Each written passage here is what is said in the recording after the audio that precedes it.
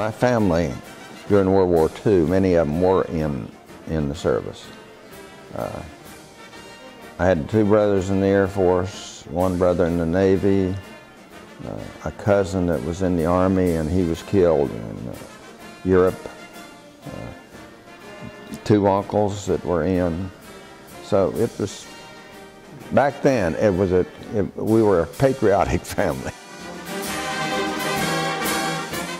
The Korean War was going on in 1950, and I figured I was going to be drafted if I stayed out, although I think probably my college would have kept me out. Mm-hmm. But I joined the Air Force. Now, where did you get a scholarship to?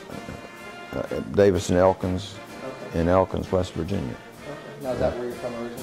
I'm from West Virginia, yes. The only thing I can remember about my basic training is that I had a sergeant, drill sergeant, and he was mean. In fact, he did something and was actually put into the guardhouse. Oh, wow.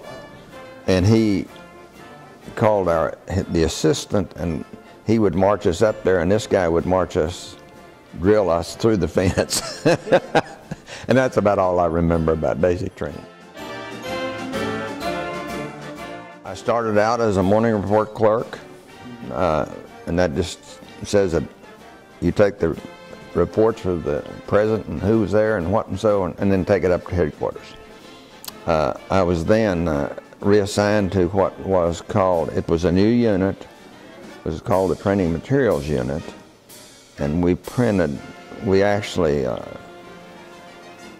typed up, edited, and printed pilot training manuals throughout the Air Force. I never really looked at it as a career. I was there for 2 years, and then they opened a base in Victoria, Texas, okay. Foster Air Force Base, and so they sent us down there to open that base up, and that's where I was for the rest of my enlisted career. Okay. Got out. Kind of just fell into place? Oh yeah. Got out at the end of 4 years, and at that time you could go back in and keep your rank if you went in within 90 days. Well, I stayed out. I was a sales manager for a moving company, and that's what I was doing in the Air Force, was actually traffic management, household goods and so forth for the people. And I stayed out 89 days and decided that I really liked the Air Force, and I went back in with a pretty well assured I would go to Officer Candidate School, which was, at that time, it was called Officer Candidate School, and then later became Officer Training School. It was great. I really enjoyed it. Stayed there 3 years. Did you have any kind of culture shock? Was there anything? No, not really, not really. Did you pick up any language at all? Well, I took college courses in German, okay. And got to where I could converse with them fairly well.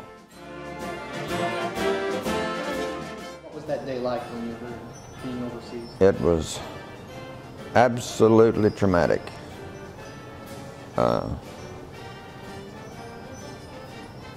I was in Karamsal, Turkey, living in town.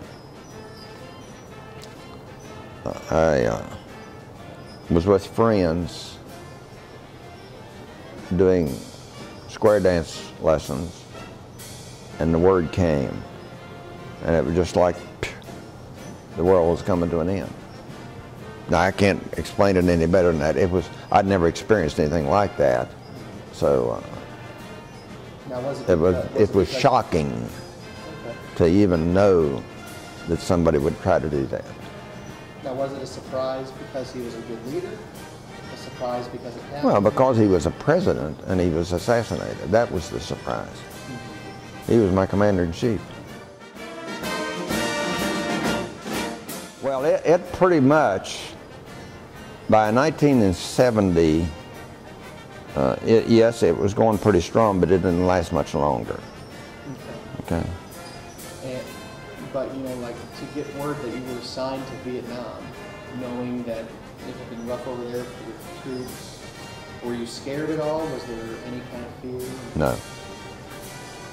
No. Was that pretty much pushed aside after so many years? Oh, yeah, yeah. You learn to do what they tell you to do. And, you know, if you're going to make a career of it, you've got to throw the personal part around, over to the side. And so there was no time for fear? No, no. I mean, you're going to... I was a little bit leery about leaving my family. But other than that, you know, I was at the headquarters in Saigon. My job was providing the airlift throughout the Vietnam area. So I had to travel to all the bases to see everything was going well.